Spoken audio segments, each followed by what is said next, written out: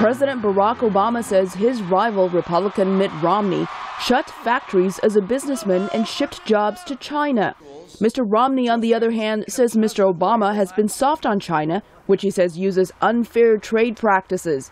Business professor Peter Navarro at the University of California, Irvine, wants to make China trade an even bigger part of the political debate.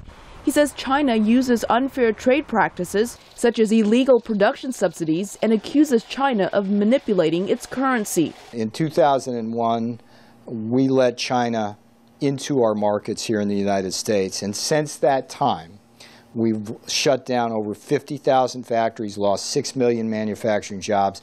China's manipulated currency acts as a huge subsidy. Professor Navarro is taking that message to the big screen in his documentary, Death by China, which is playing in many U.S. theaters.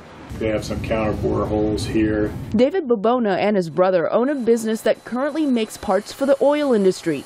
He says cheaper Chinese imports make it tougher to expand their sales. It's very difficult to assemble the partnerships it takes sometimes to produce thousands of parts near the price that China does. But not all Americans think doing business with China is a bad thing.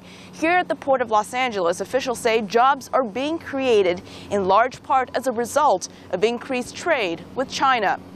Electrician Jeremy Rosique says that is why he has stayed employed. Absolutely, right here with what we're doing, yes, it benefits us. Port official Phillip Sanfield says there are 1.2 million port-related jobs in California, and cargo to and from China dominates the docks.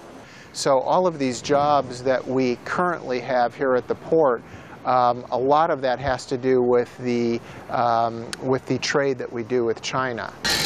China sells more goods to the U.S. than it buys, but American exports are increasing, says international economist Ferdinando Guerra. 15 to 20% increases over the last few years.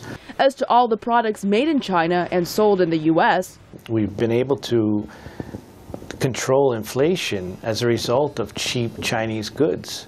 Guerra acknowledges that Chinese imports hurt some Americans, but he says declaring a trade war is not the solution. Rather, he says the way to help the U.S. economy is to increase trade with China. Elizabeth Lee for VOA News, Los Angeles.